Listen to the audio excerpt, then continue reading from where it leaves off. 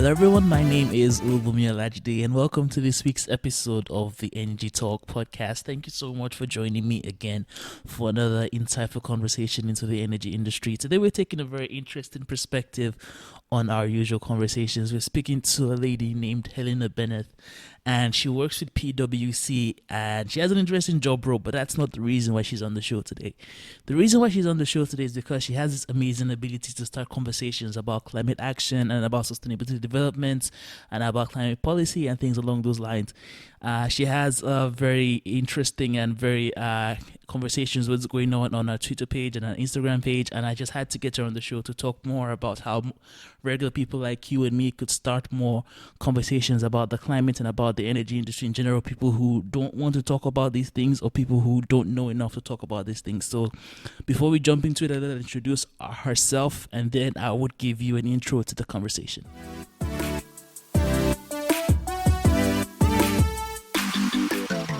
Hi.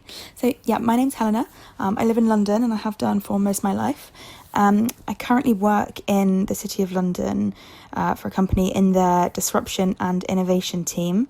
It's super exciting. We basically look at what the future holds for businesses.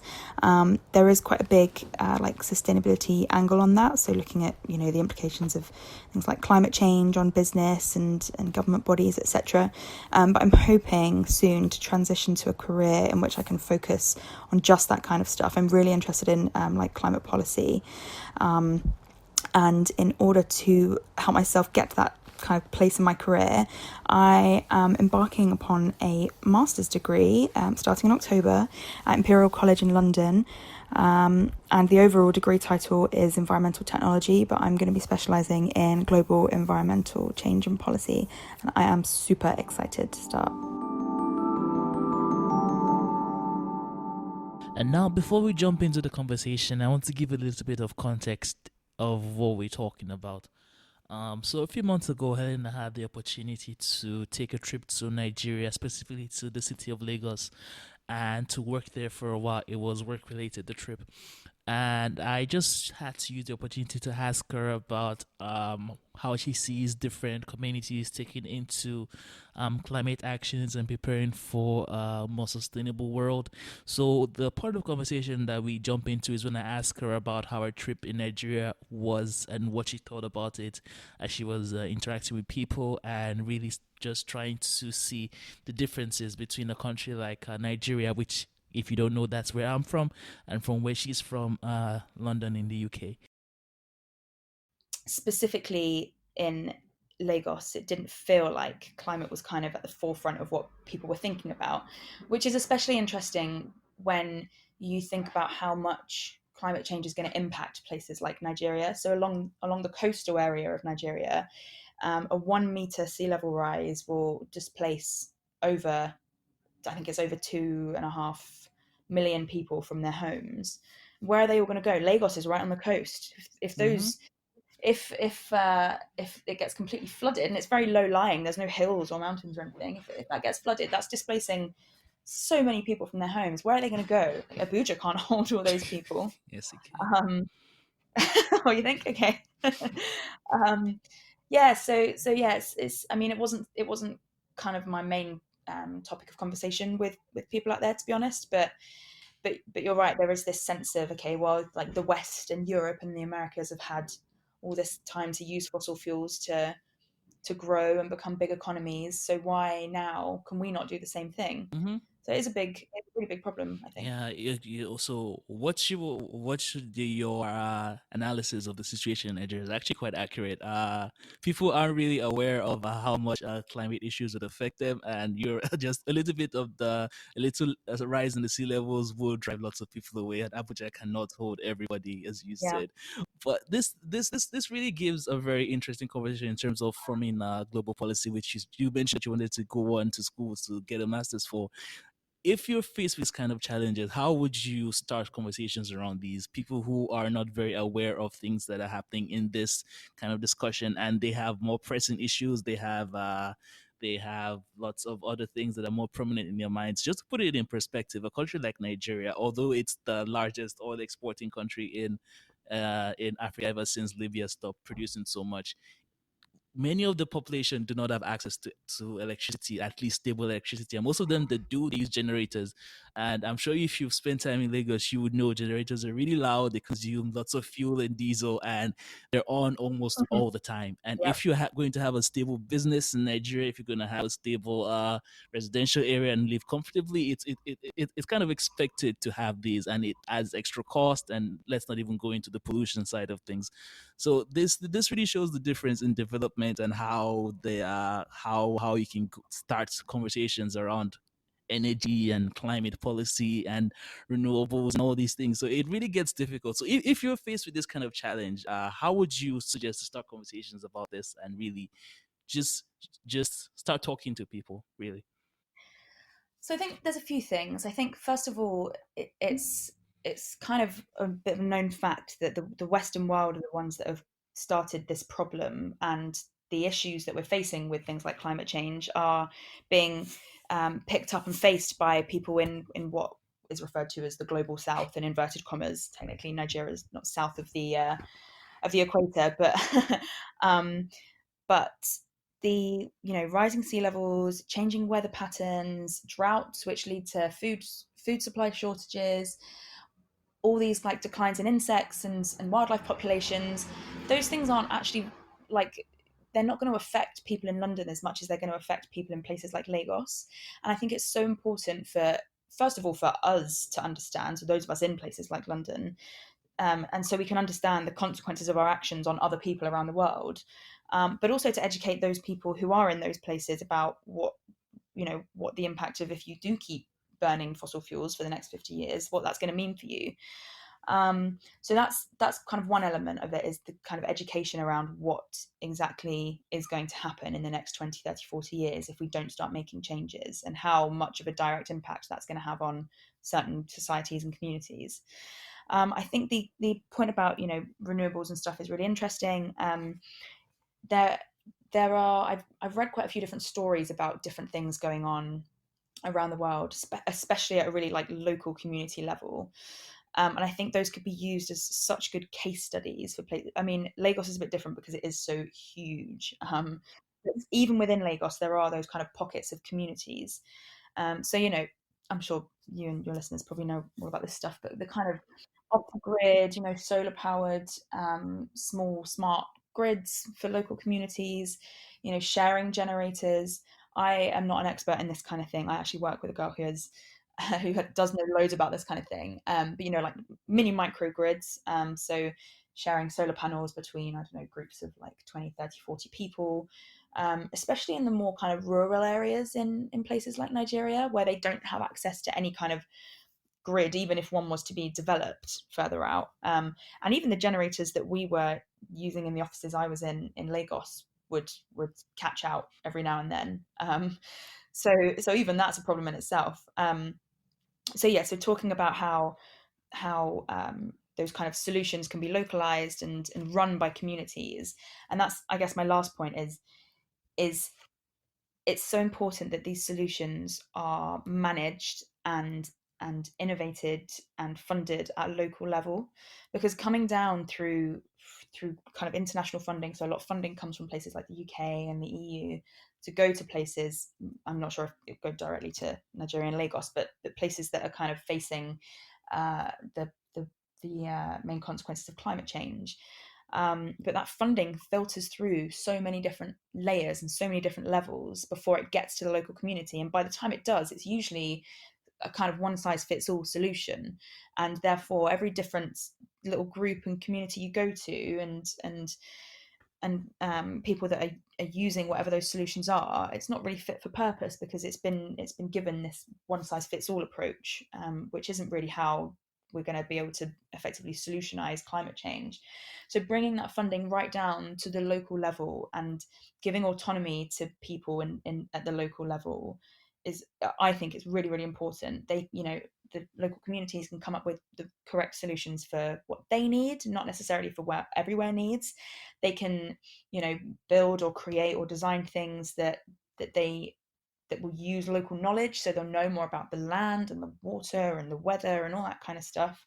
And the wildlife and all those different things that are being affected by climate now. And also it gives the local people a sense of like kind of autonomy over what they're doing. It's not that something's been like here you go, here's a solution, hope this helps, goodbye.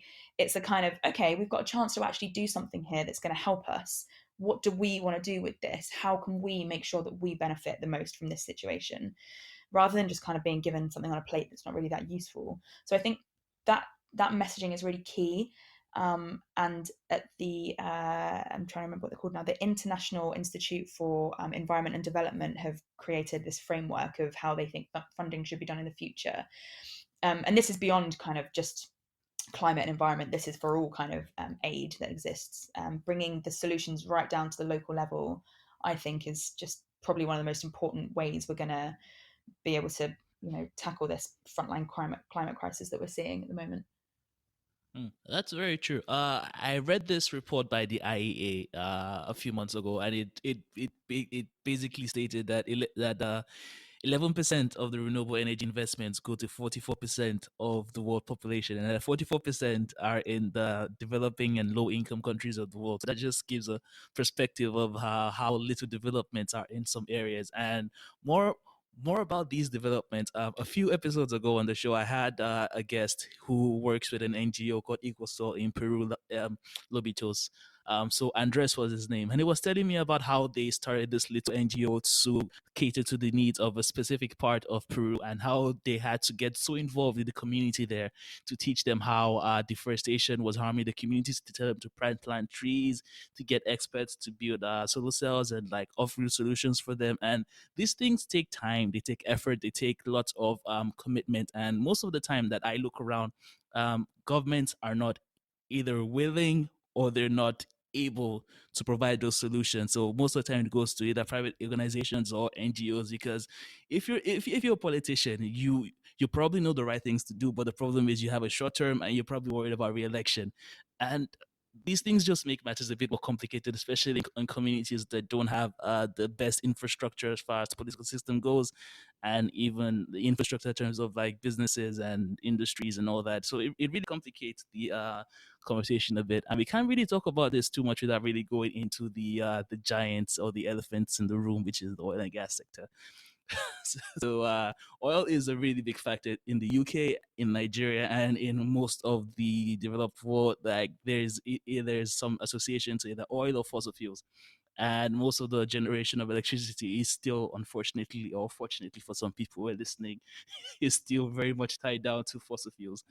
And this really now makes it an interesting conversation, because now we have renewables, who is a direct competition. Because I think that's the way the world sees it, a competition to electricity generation, and remove things you mentioned, like removing subsidies from renewable energy and all these things. How do they really affect this conversation, especially for countries like the UK, that the developments that we look to these countries as, okay, if they can do it, then it can replicate it elsewhere.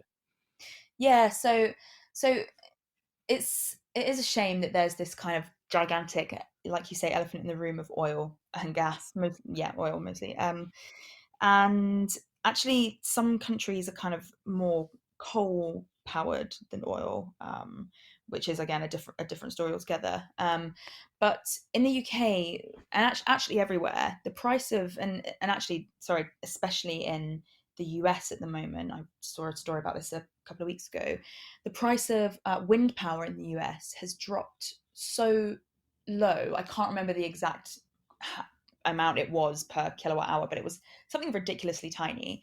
That it's that the report was saying it's completely unjustifiable that we're still selling oil and gas to the grid when we can get wind power this cheap.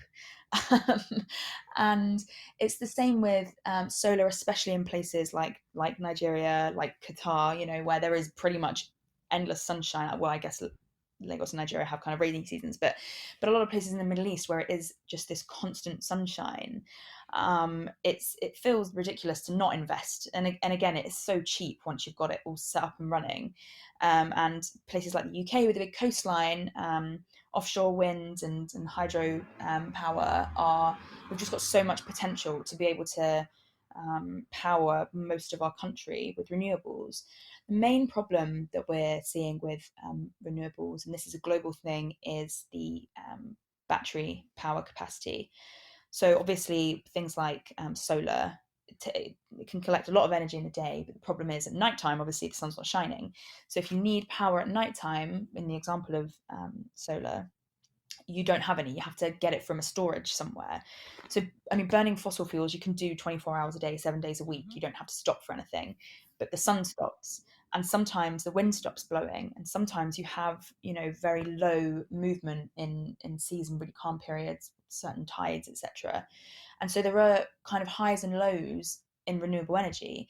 And it would be okay if we could collect solar power and wind power all day long, use what we needed in the day, stored all the power, rest of the excess power up in a big battery. And then at night time, if people needed that power, they could switch the battery on, connect it to a circuit and use that power.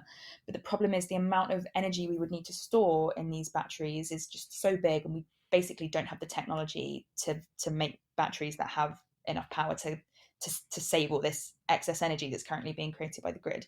So I know there's a lot of research going into battery power, into quantum batteries. That's something we've done a little bit of research into in my team at work. I'm definitely not going to get into the details of quantum batteries now. If they were a really viable option, that could honestly solve a lot of problems around the world.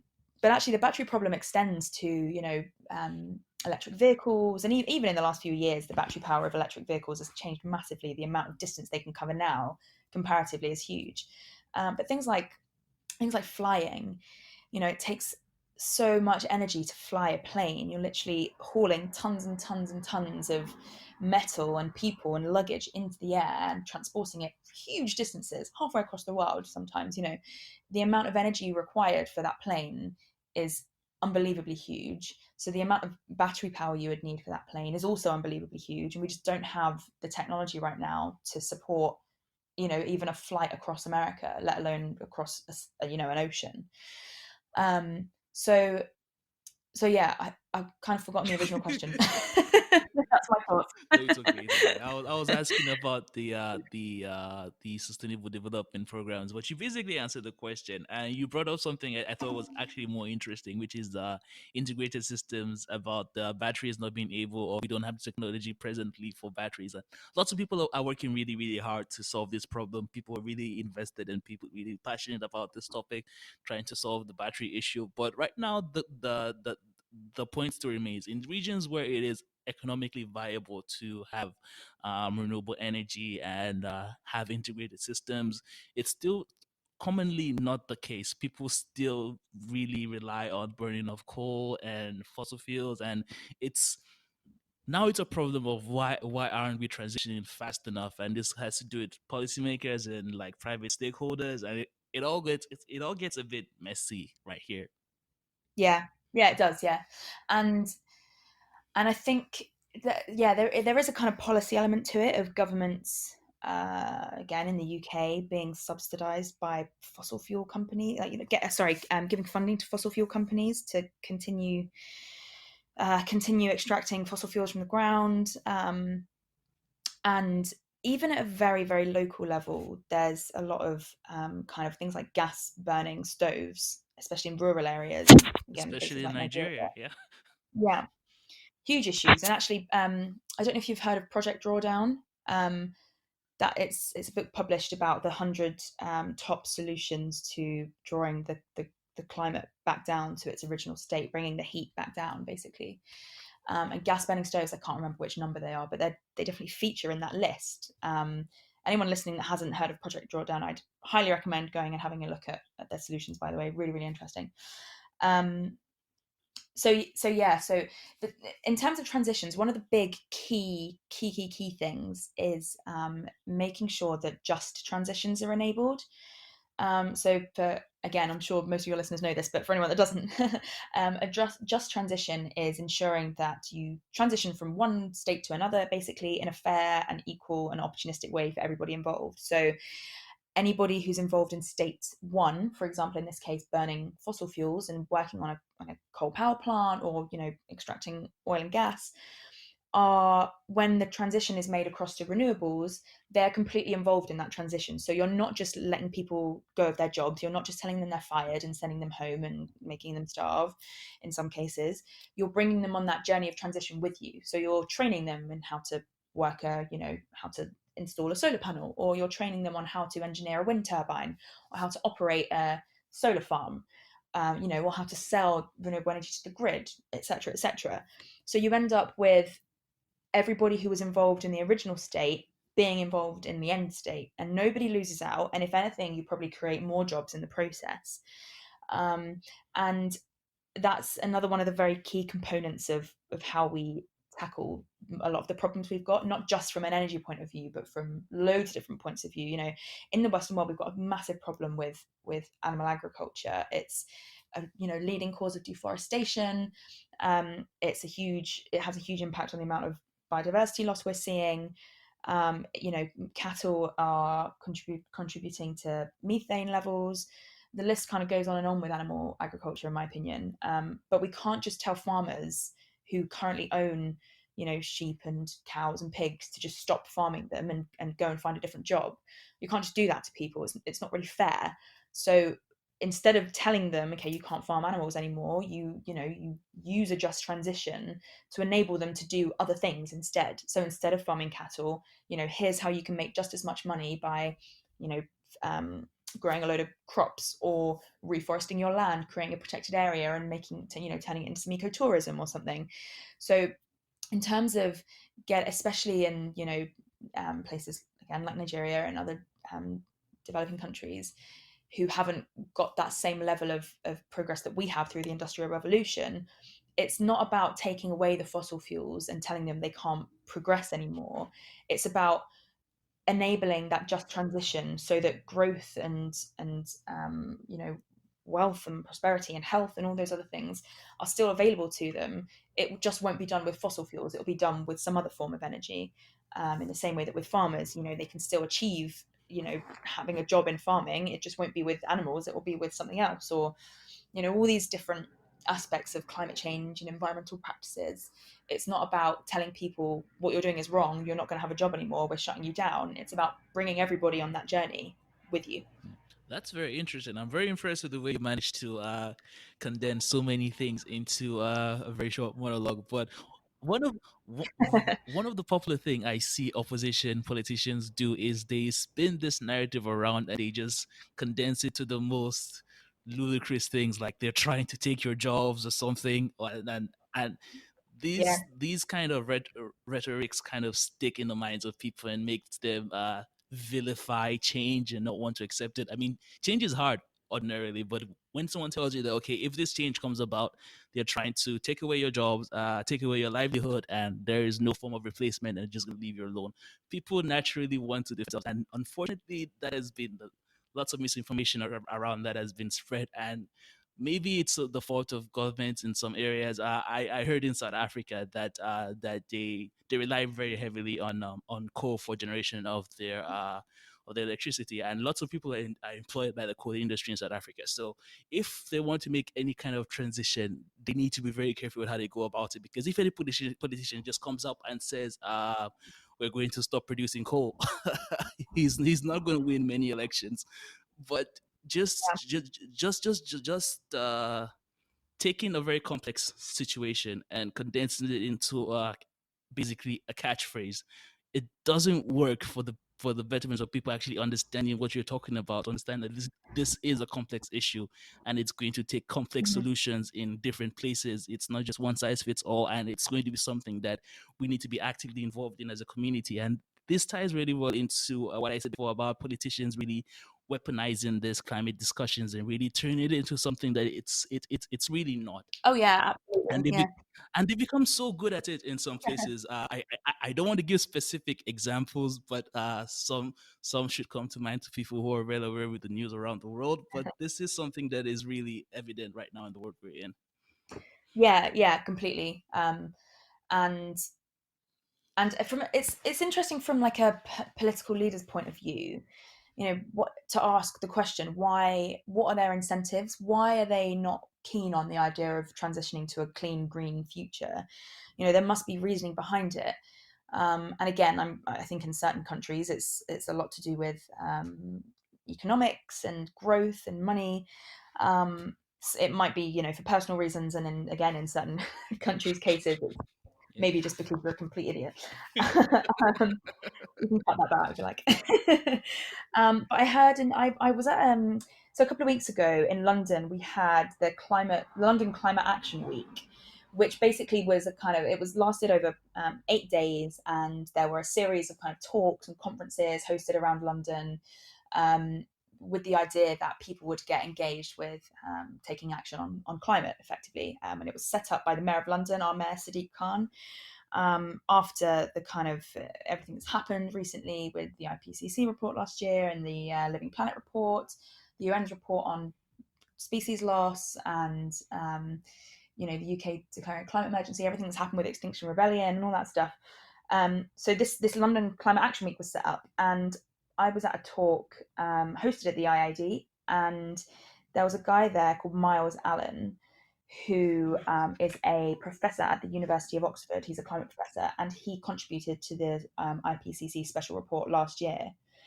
And he said something really interesting, and I wrote this down because I did find it really interesting. He said, the cost of limiting global heating to 1.5 degrees Celsius is approximately $830 billion per year invested into the global energy systems up to 2050.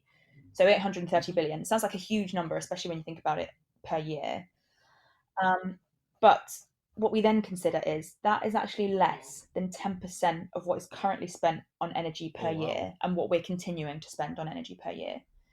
So when you think about it, I mean, I'm not an economic person. Like, this isn't something I know a lot about, but I mean, it seems pretty obvious to me that investing less than 10% more than what you're currently investing in safeguarding the future of literally everybody on the planet, it doesn't feel like that much of a big deal. And I don't know if there's just not enough kind of evidence around this stuff. I don't know if there's not been enough research into the kind of economics of the impacts of climate change, and maybe even in reports into how much it's costing climate change is costing countries now. But the amount of crop loss and stuff, even in the UK, somewhere that's not being hit the hardest by climate change and biodiversity loss, even in the UK we're seeing crop loss. So imagine what it's like somewhere where actually this stuff is really hard hitting. You're seeing wildfires across America, and again in the UK, across America, and especially in California. We're seeing droughts again in California that's having a huge impact on their crop yield. And not just that, but it's costing people, not going into work because they can't get places because of flooding, for example, or extreme weather events. And all that stuff is costing the economy money. And again, it's not something I know loads about, but it would be so interesting to look into what climate change is currently costing compared to what the cost of limiting global warming is. And if anybody listening has any information about this kind of stuff, I'd love to hear it. It is fascinating. I'm just not an economic expert, so I don't have all. This could actually make for an excellent master's thesis if you Yeah, could do. Yeah, yeah. Unfortunately, I don't have an economics background. I feel like I might need one, but I don't know. But so you probably you will. Uh, you mentioned probably a lack of evidence. I don't think maybe it is directly like as straightforward as it is just we don't have enough evidence to prove this. Because if many scientists are coming together to say that okay, this is the problem, this is this, and this is that, I think it just plays against the way we are human conditioning, because we cannot see a direct cause and effect. So we see these things happening, and the cause of it is so far and so indirect that we don't know. just associate with it directly. And unfortunately, that has been the case with climate issues, because basically people just see it as okay, we're being told that this is happening because of this, but we cannot see it for ourselves. So it's it kind of plays against what we have to, like, okay, you have to see it to believe it. And unfortunately, that's really not how exactly it works when talking about climate and when talking about the effect it has. But unfortunately, that's really what it comes down to. And that's why people are still going around and saying ridiculous things sometimes. Maybe they have their own interest to protect, but that's just another conversation. But let's talk about what private people can do, like people like you and me, lifestyle choices and and just things we can do to positively affect, even if it's small. You will certainly have a lot of things that you are very vocal about. Could you share a bit of those that relate to sustainability developments and about meeting climate goals? Sure, sure, sure. So, I mean, even at an individual level, there's so many things that you can do as an individual. So, one of the main ones for me is trying to eat less meat and animal products. I kind of talked about it a bit earlier. The massively negative impact that animal agriculture is having on the planet is so big, and it's something that's really actually within our grasp. We're the consumers. If we stop buying it, it will stop being produced. So that's, I mean, I guess that's kind of true for everything. So that's one thing. Um, I think, especially from the point of view of somebody who's reasonably well off, in living in somewhere like London, the UK or Europe or America, really thinking about travel habits. So I, as we've spoken about, went to Nigeria in towards the end of June. I wasn't planning on. I'm really grateful that I went to Nigeria and I really enjoyed the trip and I'm glad I went. But I wasn't planning on doing like a long haul flight this year.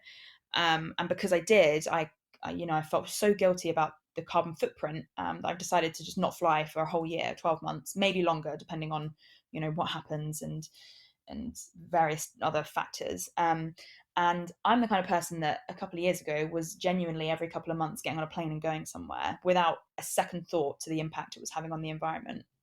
Um, and when you look at the figures of how much carbon dioxide is emitted per person per flight, it's honestly shocking.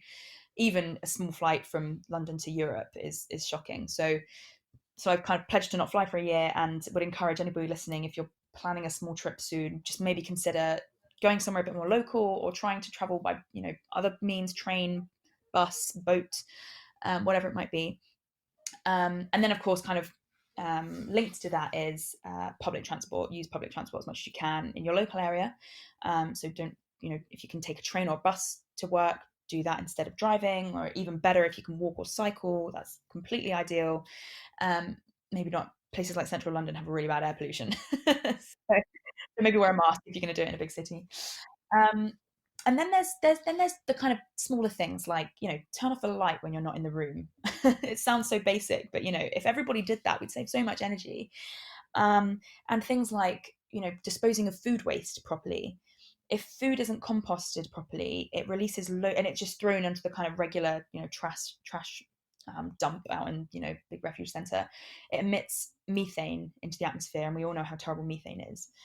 Um, and then you can do things that are a bit more proactive and write to your, so in the UK we've got MPs that represent local constituents, so write to your MP, tweet your MP, email your MP, go to assemblies to meet them.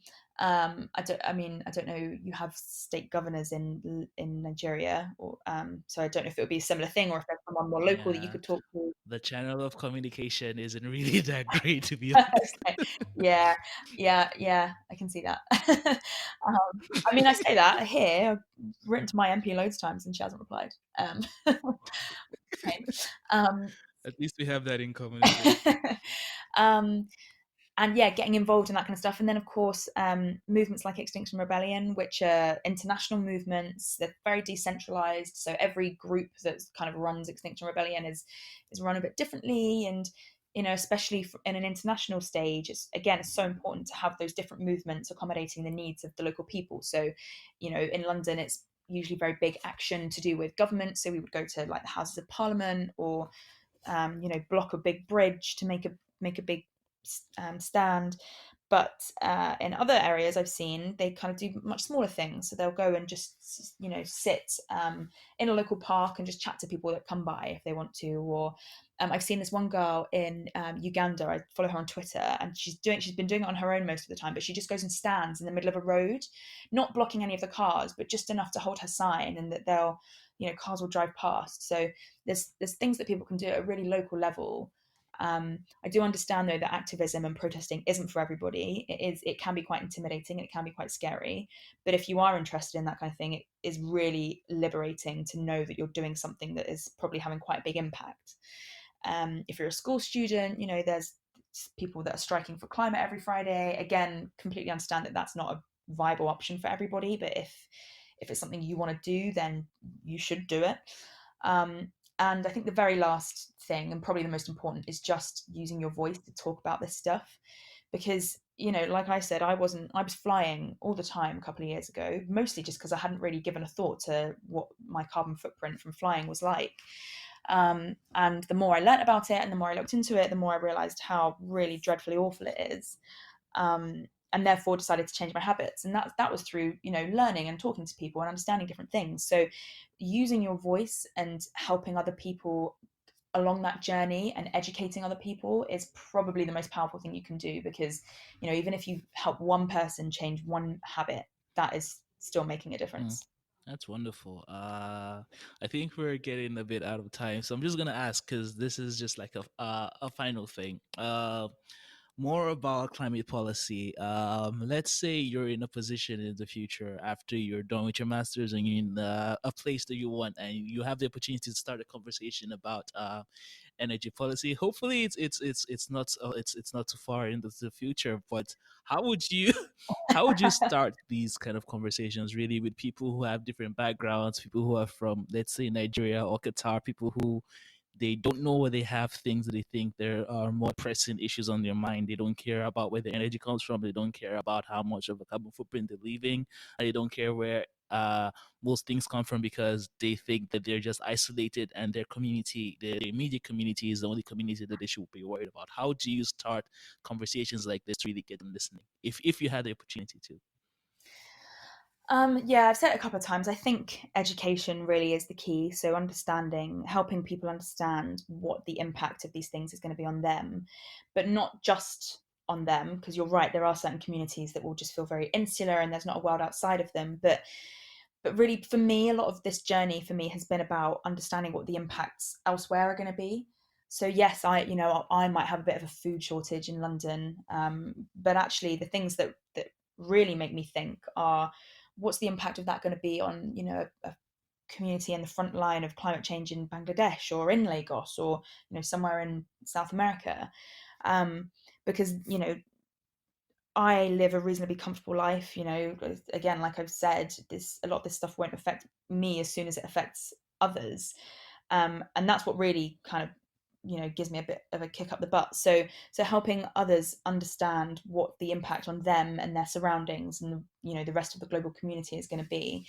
And in terms of making sure people aren't kind of left out, left behind, etc., is, again, like I've said, this really important thing about bringing everybody together and having real climate justice around everything. It's a phrase that's kind of used a reasonable amount without people really knowing what it means, but it's this idea of just transitions. It's this idea of making sure the local communities are involved in developing solutions.